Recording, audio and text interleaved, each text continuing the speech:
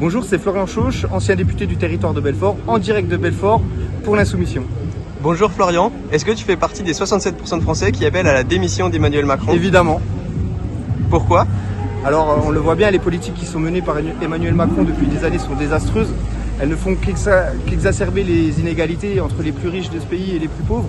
On le voit bien, les ultra-riches se gavent de milliards chaque année alors que la précarité augmente en France. On a 1 million de personnes qui vivent en plus sous le seuil de pauvreté. On le voit bien aussi, nos services publics qui sont à l'os. Donc pour toutes ces raisons, on manifeste aujourd'hui. Quelles sont les différentes difficultés que tu peux rencontrer dans ta vie quotidienne? Alors moi, en tant que fonctionnaire territorial, déjà il y a le gel du point d'indice qui fait que les fonctionnaires ont un pouvoir d'achat qui est amputé depuis des années alors que l'inflation augmente. On le voit aussi avec tous les départs qui ne sont pas remplacés, donc de moins en moins de personnel. Et c'est flagrant au niveau du personnel hospitalier, on voit toutes les difficultés qu'ils rencontrent. Et ça touche tous les services publics, que ce soit la fonction publique territoriale, la fonction publique hospitalière, la fonction publique d'État, notamment les forces de sécurité. Donc on voit bien que toutes ces économies, toute cette austérité budgétaire, elle a un impact sur les services qui sont rendus à la population.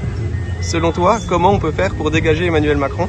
Il faut continuer la mobilisation, que ce soit par des manifestations, que ce soit par la grève, que ce soit aussi en appuyant à l'Assemblée nationale la proposition de destitution qui a été mise en place par nos députés.